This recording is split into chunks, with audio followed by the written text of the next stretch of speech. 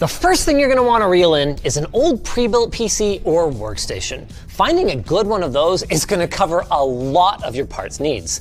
But what specifically do you need to target? Let's start with the non-negotiables. If you want to play modern-ish games, you're going to need a 4-core CPU and 8 gigs of RAM. Luckily, finding an older pre-built or workstation with those specs isn't nearly as hard as it used to be. 4 cores has been pretty much standard, even at the lower end, for over a decade.